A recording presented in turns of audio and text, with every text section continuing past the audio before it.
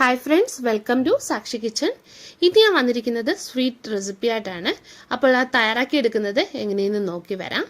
Recipe ചെയ്തെടുക്കാനായിട്ട് ഞാനിവിടെ 1/2 kilo carrot എടുത്തിട്ടുണ്ട്. ഇത് റെഡ് ക്യാരറ്റ് ആണ് എടുത്തിരിക്കുന്നത്. ഈ ക്യാരറ്റ് ഇല്ലെങ്കിൽ സാദാ ക്യാരറ്റ് എടുക്കാവുന്നതാണ്. ഇത് കഴുകി ഇതിന്റെ പുറംതൊലിയെല്ലാം കളഞ്ഞെടുത്തതാണ്. ഇനി ഇത് നമുക്കൊന്ന് ഗ്രേറ്റ് ചെയ്തെടുക്കണം. അതിനായിട്ട് ഒരു ഗ്രേറ്റർ എടുത്തിട്ടുണ്ട്. അതിൽ നല്ലോണം ഗ്രേറ്റ് ചെയ്തെടുത്തിട്ട് വരാം. അപ്പോൾ ഇവിടെ ക്യാരറ്റ് എല്ലാം ഞാൻ ഗ്രേറ്റ് ചെയ്തെടുത്തിട്ടുണ്ട്. ഇതുപോലെ ഗ്രേറ്റ് ചെയ്തെടുക്കാം. ഇനി ഇതിൻ്റെ റെസിപ്പി തയ്യാറാക്കാം. അപ്പോൾ പാൻ വെച്ച് ഇവിടെ ചൂടായിട്ടുണ്ട്. ഇതിലേക്ക് നമുക്ക് ബട്ടർ ചേർത്ത് കൊടുക്കാം. 2 ടേബിൾ സ്പൂണ് ബട്ടർ ചേർത്തിട്ടുണ്ട്. ഇത് ഉപ്പില്ലാത്ത ബട്ടറാണ്. ഉപ്പില്ലാത്ത ബട്ടർ വേണം എടുക്കാൻ വേണ്ടിയിട്ട്. ഇനി ഇതിലേക്ക് നമുക്ക് ഗ്രേറ്റ് ചെയ്ത് വെച്ചിരിക്കുന്ന ക്യാരറ്റ് ചേർത്ത് കൊടുക്കാം. ഇനി ഇത് നല്ലോണം ഒന്ന് ഇളക്കി കൊടുക്കാം. ഫ്ലെയിം കുറച്ചിട്ടിട്ട് വേണം ചെയ്യാൻ. നല്ലോണം ഇളക്കി കൊടുക്കാം. അപ്പോൾ നല്ലോണം ഇളക്കി എടുത്തിട്ടുണ്ട്. ഇനി ഇതൊന്ന് അടച്ചു വെച്ച് കൊടുക്കാം. ഇടയ്ക്കിടയ്ക്ക് തുറന്നിട്ട് നിങ്ങൾ ഇളക്കി കൊടുക്കണേ. ഫ്ലെയിം കുറച്ച് വെക്കണം. അപ്പോൾ ഈ ക്യാരറ്റിൽ നിന്നുള്ള വെള്ളത്തിൽ തന്നെ ഇത് വെന്ത് കിട്ടും. അപ്പോൾ ക്യാരറ്റ് വെന്ത് വരുന്ന ടൈമിൽ നമുക്കൊരു കസ്റ്റാർഡ് മിൽക്ക് തയ്യാറാക്കാം. അതിനായിട്ട് 3 ടേബിൾ സ്പൂൺ കസ്റ്റാർഡ് പൗഡർ എടുത്തിട്ടുണ്ട്. ഇനി ഇതൊന്ന് കട്ടകളില്ലാതെ കലക്കിയെടുക്കണം. പിന്നെ വേണ്ടത് പാലാണ്. ഇത് 3/4 ലിറ്റർ പാൽ എടുത്തിട്ടുണ്ട്. 250 ml കപ്പിന് 3 കപ്പ് പാലാണ് എടുത്തിരിക്കുന്നത്. ഇതിൽ നിന്നും കുറച്ച് പാൽ നമുക്ക് ഈ കസ്റ്റാർഡിലേക്ക് ഒഴിച്ചിട്ട് കട്ടകളില്ലാതെ കലക്കിയെടുക്കാം. ഇനി ഇതൊരു പാനിലേക്ക് നമുക്ക് ഈ കസ്റ്റാർഡ് മിൽക്ക് ഒഴിച്ചു കൊടുക്കാം. ബാക്കി വരുന്ന പാലും കൂടി ഇതിലേക്ക് തന്നെ ഒഴിച്ചു കൊടുക്കാം. ഒന്ന് ഇളക്കി കൊടുക്കുക. ഇനി ഇതിലേക്ക് വേണ്ടത് പഞ്ചസാരയാണ്.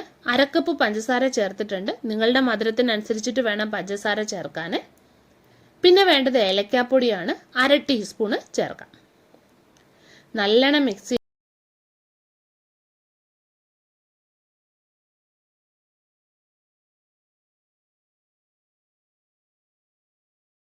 ക്യാരറ്റിലെ വെള്ളമൊക്കെ വറ്റി ക്യാരറ്റ് വെന്ത് വന്നിട്ടുണ്ട്. ഈ സമയത്ത് ഇതിലേക്ക് 1/2 കപ്പ് പഞ്ചസാര ചേർക്കാം. മധുരത്തിനനുസരിച്ചിട്ട് വേണം പഞ്ചസാര ചേർത്ത് കൊടുക്കാൻ. അപ്പോൾ നിങ്ങൾക്ക് എത്ര മധുരം വേണം അതിനനുസരിച്ചിട്ട് ചേർത്ത് കൊടുക്കാം. ഇനി പഞ്ചസാര ഒന്ന് അലിഞ്ഞു വരണം. അപ്പോൾ ഇത് ഇളക്കി കൊടുത്തുകൊണ്ടിരിക്കുക. 1/2 ടീസ്പൂണ് ഏലക്കാപ്പൊടി ചേർക്കാം ഈ സമയത്ത്.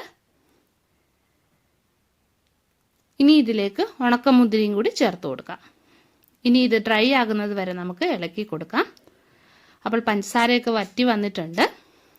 ഈ സമയത്ത് ഇതിലേക്ക് 2 ടേബിൾ സ്പൂണ് മിൽക്ക് പൗഡർ ചേർക്കാം. ഇനി ഇത് ഇളക്കി കൊടുക്കാം. അപ്പോൾ ക്യാരറ്റ് ഡ്രൈ ആയി വന്നിട്ടുണ്ട്. ഇനി ഇതിൻ്റെ ഫ്ലെയിം നമുക്ക് ഓഫ് ചെയ്യാം. ഇനി കലക്കി വെച്ചിരിക്കുന്ന കസ്റ്റാർഡ് മിൽക്ക് ഇല്ലേ, അതൊന്ന് കുറുക്കിയെടുക്കാം. നല്ലോണം ഇളക്കി കൊടുക്കണം, അതല്ലെങ്കിൽ അടിക്ക് പിടിക്കും. അപ്പോൾ ഇത് കുറുകി വന്നിട്ടുണ്ട്. ഈ സമയത്ത് ഇതിലേക്ക് 2 ടേബിൾ സ്പൂണ് ബട്ടർ ചേർക്കാം. ഉപ്പ് ചേർക്കാത്ത ബട്ടറാണ്. 2 ടേബിൾ സ്പൂണ് ചേർത്ത് കൊടുക്കണം. ഇപ്പോൾ ഇത് നല്ല ക്രീമി പരുവായി വന്നിട്ടുണ്ട്. ഇനി ഇതിൻ്റെ ഫ്ലെയിം നമുക്ക് ഓഫ് ചെയ്യാം. ഇനി ഇത് നമുക്കൊന്ന് സെറ്റ് ചെയ്ത് എടുക്കാം. അതിനായിട്ടൊരു പാത്രത്തിലേക്ക് ആദ്യം കസ്റ്റാർഡിൻ്റെ മിൽക്ക് ഒഴിച്ചു കൊടുക്കാം. നിങ്ങൾ ഏത് പാത്രത്തിലാണോ സെറ്റ് ചെയ്യാൻ ഉദ്ദേശിക്കുന്നത് ആ പാത്രം എടുത്തിട്ട് അതിലേക്ക് ആദ്യം കസ്റ്റാർഡിൻ്റെ മിൽക്ക് ഒഴിക്കണം.